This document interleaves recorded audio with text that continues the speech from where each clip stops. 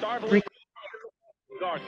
And as a result, the Pistons are one step away from that coveted trip to the NBA Finals. Dick Stockton, Celtics, Pistons, Game 6.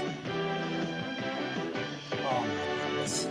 Great memories. What a great When you look into the eyes of the Boston Celtics, you find a team rich with pride and character. A team bound by a glorious tradition. And a team that will battle down to their last ounce of energy. They have risen to the occasion so many times before, and tonight. What greatness. Oh, my goodness. Dick Stockton, Celtics, Pistons, Game 6. Great, great, great stuff. 1988. Pistons will finally beat them that year and go lose to the Lakers and my man Magic, who still has the most triple doubles despite playing a lot less games. But hey, we won't put him in the GOAT conversation, even though he is. So whatever, because it's a presentism world today. But let's take a look. We got Heat hosting tonight. Now, right now, I got the box score from Game 2, and I just wanted to toot my own horn, if I may, because everything we talked about before Game 2, the possibilities of how the Heat might guard Joker and how exactly what the Nuggets did to the Heat in Game 1, making Jimmy a passer more than trying to finish and trying to make him avoid getting to that foul line. These games are always game to game. Each game is independent of itself, is an old phrase, and it's got its own life. And it's 1-1. We talked about how maybe you make Joker a scorer. We talked about that, picking him up at the foul line and playing him single coverage and not letting him get off. Because we talked about how he's a transcendent talent and averaging a triple-double in the playoffs. And he still is a transcendent talent. And in the playoffs, my man Will Cass here. He is a former CYO player of mine. And he has a show coming out tonight on Game 3 of the NBA about player fashion. So my man Will Cass here from Smithtown, New York, will have a special on around Game 3 here. I'm trying to find out the exact details of when his report is coming out on the players and how they love their fashion. We all love to watch the players and what they wear. It's a big thing, and I really enjoy it. And Will Cass, one of my former CYO players, is he's working on that for TNT. Will works for TNT. He's a former Florida Gator, former Smithtown West Bull, and he is down there living in Atlanta, working for TNT, and does all these sports productions. And so we're giving Will a plug right now on the podcast. Former player since kindergarten to 12th grade. So one of my son's best friends. So I've known Will and the family forever. So it's just such an honor to see him doing so well in his life. So the thing is, getting back to the games, I'll give you the information as soon as Will passes it on to me. We don't edit here telling it like it is. We refuse to do that because we are telling it like it is, and we're very real in here. But like we said, the games are all independent of itself, and we said that they could pick up Joker and see if they can make him do something. But this game, people get crazy and talk about, 19 for, hitting 19 3-pointers obviously is it's an incredible 17 for 35 is 48%, which is wonderful. People could talk about, the Nuggets got a great bench game and they still lost. Well, I'll tell you what, there's a lot of other stats that benefited the Heat. First of all, a 3 when Jimmy Butler hit Vincent out of bounds, stepped out of bounds, and also the goaltend. You cash in either one of those, that game's totally different. And Jamal doesn't have to settle for that shot. He's going down either tied or down 1. So right there, it's a total difference. The other thing is the 2 offensive foul calls in the beginning of the fourth quarter when they made that 10-0 run.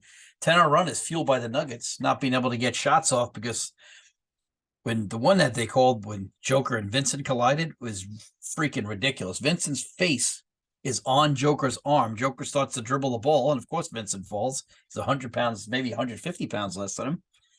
And they call offensive foul on the best player in the league. Just a disgrace. He didn't dip the shoulder or anything else. Guy got under him because he's a lot smaller, and he grabbed him. And then they call illegal screens. I mean, good God, it was almost like Adam Silver. It was funny because they showed him right before the beginning of quarter 4, probably the ugliest man on the planet, by the way. And I said to my wife, I wonder if he's made the call to make sure that we get a game series here, because the ratings after Game 1 were not good. However, the ratings for Game 2 was equal to the Boston Golden State series for Game 2 last year. You're not going to get that anywhere else, anybody else's podcast, just here on Telling It Like It Is, because we're knowledgeable. And like I said, we predicted all the things that were going to happen, and it's just amazing. Says we'll see. It's going to be a while. A lot of work to be done, most likely in the next year's All-Star game and next year's playoffs. Oh, says Mom had passed me on. It's basketball history related stuff this summer, so I'm sure you'll enjoy. Okay, so Will's mom told me a little earlier, but hey, we're still proud of him anyways. Working on some NBA history stuff as we speak, he said, and he'll be talking about that at the All-Star game and next summer. So we talked about all those different things, and 17 for 35 is a hell of a job. But again, do you want to make Joker a scorer? And people get a little stupid with this, talking about how, hey, guys who score 40 in the playoffs, they're going to lose. And true, this year the Nuggets have lost 4 games, and Joker scored over 40 in 3 of them. Sure, no problem. But he did have a triple-double, 30, 10, and 10 in a game they lost also. So it's not all on that. And then they bring up Magic, because Joker is very similar to Magic in a lot of ways, except he's a center. The thing is, who's in the house? Is that Rosie over there? Rosie's in the house joining the podcast, my girl. Magic, they gave his 3 highest performances in playoff games. They lost 2, but then they failed to realize that 1 point lower was his 42, 15, and 7 game in May of 1980 when he jumped center as a 20-year-old rookie. So we'll talk about that another day. Probably one of the top 5 games that ever played in the history of the league as far as an NBA Finals. The man was 20 years old, coming off a year before a fresh championship at Michigan State. So just goes to show you how good Magic is. Again, we've watched the game and have an understanding of it. Hopefully you know that. Little Chick-fil-A here. Wonderful. But the thing is, we talked about that game the other day very much. And if you go through the statistics, Jimmy had a nice game, 7 for 19. Now he's looking a little tired. Did a great job on Murray and defense end. Kevin Love played a nice game, 22 minutes. And I can't believe that Aaron Gordon didn't dribble right at Kevin Love, because Kevin Love can't move his feet, never could defend. Good rebounder, though, so defensive board does count. 10 rebounds, 2 for 9 from the floor. Not going to help you there. Bam has shot the lights out this series. For a guy who was awful shooting-wise in the series before, he's shooting very well. Shot 57% the other night, 21 points. 9 rebounds, 4 assists. And people are trying to say he shut Joker down. Well, when you give up 40 points, you didn't shut anybody down. Max Strus got him off to a good start, 4 for 10, 6 assists. So that was really key for Max, and that's the number that people don't talk about. Gabe Vincent, again, has been a wonderful shooter, 8 for 12, 66%, just ridiculous, 23 points. Kyle Lowry, 2 for 4, very clutch. Cody Zeller did some great things. You say, wow, he only played 8 minutes, but you know what? Played 8 minutes. Went 2 for 2, gives you 4 points that you're not expecting. Caleb Martin had a rough night, but again, he wasn't healthy.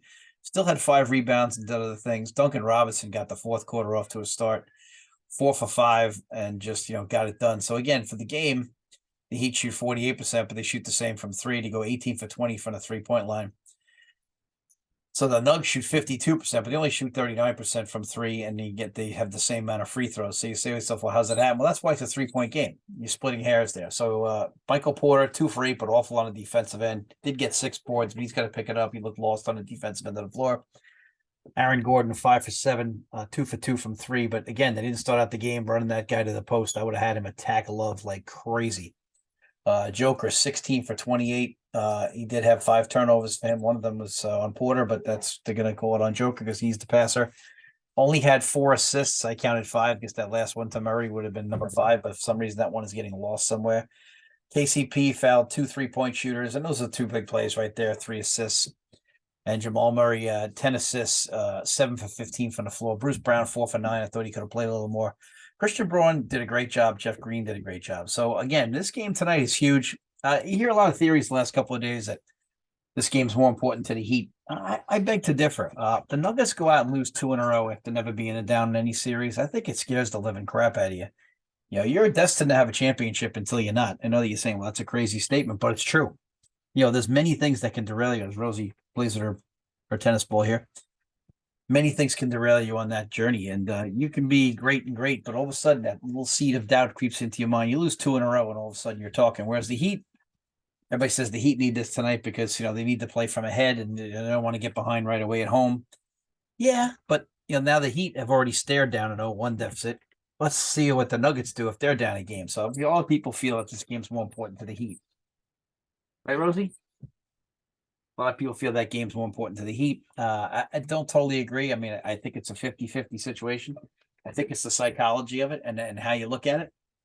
But at the same time, it's both arguments. Both arguments have merit. Okay, so it is something that we have to consider. So let's check out the total stats The rebounds were 38 to 31. So the Heat won the battle on the board. So that was nice. Offensive rebounds, 9 to 8 only, however. So that's kind of interesting. But this game 3 tonight, like I said, the opinions of which team needs it more. Rose? Yeah, Rosie. Yeah. Which team needs it more? Hard to say. Hard to say which team needs it more. We're going to have to check into that. But I don't know which one you think it is, whether you think it's the Heat or the Nugs. I think it's the Nugs in a kind of a confidence way. They've had such a path that's been unobstructed the whole postseason. I will say this, the Nuggets have found out defensive answers at the end of every series they've played so far. They found a way to cool off Durant and Booker. They shut down, guys, everybody in the Minnesota series, although, Edwards was tough, but really shut down that series. And then they found a way to eventually cool off, Anthony Davis, and they found a way to, cool off the guards around him. And Anthony did wind up hurting him for a lot, and LeBron wound up hurting him in that last game. But at the same time, they shut down everybody else, well, with the exception of maybe a Reeves. And I thought Hachimura played pretty well too, but Denver's an underrated defensive team, but they have to find a way. And then people talk about maybe they're fatigued. They just had games. They just had 9 days off. They won 4 games to none. This team is not fatigued. So this game tonight, I do think is a big swing game. Anytime you get into the odd numbered games, it's always huge. But then again, so with the even ones. But for this game tonight, I would be surprised if you see, a little bit more of attack on Kevin Love if he's going to start again. Then the big issue out there is, do you play Tyler Hero? If I'm the Heat, I'm not playing Tyler Hero. You got that excuse of an injury. I keep him right there. This team moves the ball much better without Tyler. You look at Duncan Robinson's numbers during the season, not the same as when Tyler Hero was here. Duncan Robinson during the season was basically forgotten about and benched, and nobody cared about him. Thought that they wasted all their money. I'd like to see the Nuggets take a little bit more advantage off the dribble tonight. They took 28 threes, whereas the Heat took 35. So that's a big difference. But again, they win the 3-point battle by 18. And people say, well, that's what the Heat do. Well, the Heat don't do that. They shot 3 of those games. They shot like that versus the Celtics. And if that's what they do, then they would have lost that series because that would be only 3 out of 7. Rosie, come here, girl. Rose. So the thing is, the Heat Nugget game tonight is about as pivotal as it gets. I'm really looking forward. It's about an hour and a half away.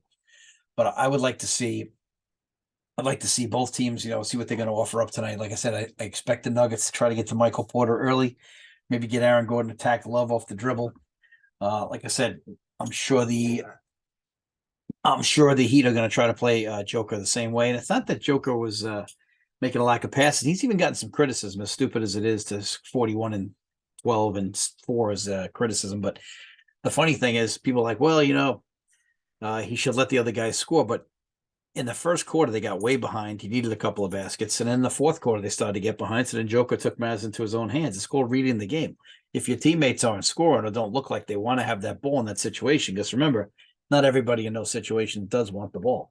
So when you're in that situation as the best player on the floor, and Michael used to do this in the old days too, he'll let his teammates go off until they go off. Then after that, he's going to say, you know what, I got to get something here because right now we're struggling.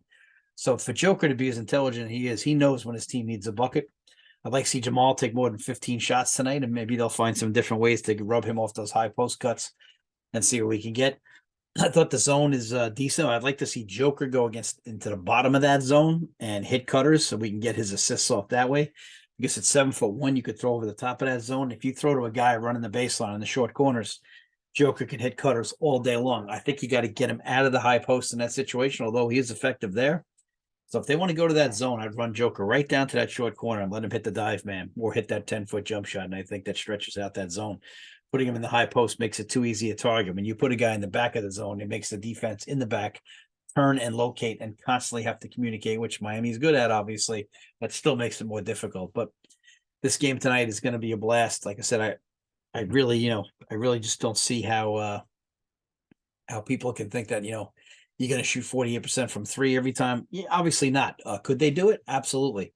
But if the Heat definitely got some benefits of the whistle the other night, you get those couple of calls like we mentioned there, but a bucket on a goaltend and a bucket on Jimmy Butler stepping out of bounds, and they still only won by 3. Now, some people say, well, the Nuggets bench outscored the Heat and they played good and they still lost. Well, look at the game. The Heat shot 17 to 35 from 3. Got 2 baskets. Well, one that they got to keep off the board, one they got put on the board. And then he got fouled twice shooting 3-pointers, and the Nuggets missed defensive assignments. So really, who's the one who got everything the way they wanted? Still barely had to hold on. And let's not forget they're down 8 going into the fourth quarter. We get 2 offensive foul calls and so on. And people go, well, the Nuggets were talking to the refs. Well, some of those calls really sucked. You got to stick up for yourself. And I hate to say it. In the NBA playoffs over the years, it's been asking, ye shall receive. If you complain in between games, things change. If you don't complain between games, it doesn't change, and you're going to get screwed. So asking, ye shall receive, very important. We'll be on again after game 3.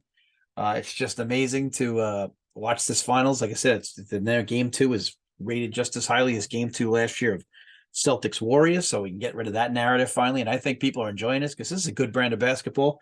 Teams are actually passing. We're not isolating guys, taking 40 dribbles backwards, shooting a 3 and putting my hand up in the air. These guys are passing. It's hitting guys who are cutting. If you're a coach and a purist, you love this kind of basketball and you're having a blast. If you're a guy who likes to watch isolation and have guys, do the dribble between your legs 4 times and shoot a jump shot, I'm really refreshed by this series. I'm really encouraged by it. Again, we got to see if Bam can keep up the level that he's been playing at, which is ridiculous level he's been playing at. To suggest that he would be the MVP is just insane right now because his numbers are great, but Joker's are just, geez, they're just dwarfing him right now. But again, let's take a look at some of the other statistics on the in the games here.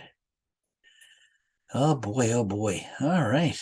Well, there's the game chart. The Nuggets, like I said, won the battle of the board, but the Heat won by 5 more assists. The blocks and the steals are relatively close. Turnovers are relatively close. But again, the 3-point difference is where that game is won and lost, 48.6 to 39.3. It's going to be a total great situation here to watch this game tonight. I just can't wait to see this game. Really just drooling, looking forward to this game tonight. It's going to be such a fun game tonight. So I'm looking forward to seeing which team gets up off the mat a little bit and throws a curveball to the other one. So again, we'll see what they do with Tyler. I doubt he's going to play. That's the feeling right now. We'll have to see what they think is going to be the game and the preview tonight. You can see all the beautiful stuff. Finals light up in Miami. The Miami fans are decent fans, but they're not great fans. I think it's more of a wine and cheese crowd. So we'll have to see. It's kind of like the Carolina fans. If you're a Duke fan, you know what I'm talking about. They're not great fans. But Butler, did a good job the other night. We'll see where he's at. He is only shooting 13 for 33 from the field right now. We'll see if we can get something out of him. But like we said, Bam has been playing great. He has been just off the freaking charts. Bam has been very impressive. You can't even imagine just how impressive this guy has been. So like right now, Bam is he's got, let's see, Bammy here. He's got 21 points in one game, 21 in another. Bam has been amazing. You can't say enough good things about him. He's just been incredible. So we'll see if he keeps up that hot shooting tonight. Like I said, can you keep that up? I'm not sure. That's a hell of a question because that's nothing more difficult than that. For him to keep that up would be really difficult, but we'll see. He has played well, so and he's definitely capable. And he's got a good ticker. He's going as hard as he can. The Nugs right now are averaging 106 a game. Miami averaging 102. And again, we're going to check this out. Let's see the cumulative stats for the series here as we go forward. Like I said, Nugs are averaging a little more on the board too. The assists are dead even. The steals are dead even. The blocks are dead even. The turnovers, the Heat are about 2.5 turnovers better. They're taking care of the rock a little bit better. The field goal percentage, the Heat are about 7% lower. Unless those threes keep going, that is not a good projection. The Heat are shooting excellent from the free throw line. But for the series, the Joker's averaging 34, 9, and 10.5. So that is just ridiculous to suggest that Bam would be the MVP of the series at that point because Bam is averaging 11, 23, and 5, and 4.5. So again, we'll see how this works out, and we'll see if they can get Joker off tonight. Watch that assist number. But like I said, anytime they go zone, you can get Joker some great assists by running that short corner and then hitting the dive man or hitting that X pass out to the opposite wing. But we're really looking forward to the game tonight. Again, we're on iHeartRadio, we're on Spotify, we're on Twitter, we're on Facebook, we're everywhere. But again, see if we're right like we were the other night. We talked about how the Heat could definitely change up their coverages, and we'll see if what Denver does. Again, Jimmy's not been shooting well. I might again not help off for him, but the Heat really did a great job of not putting Jimmy in that situation. Last night was a ton of screen roll coverages that were just blown by the Nuggets, and we'll see if that works out tonight. All right, we're looking forward to it. We'll be back after game 3, and we'll be looking forward to more of this great, exciting series with great passing and great basketball. Take care of yourself. Dave Scholler telling it like it is.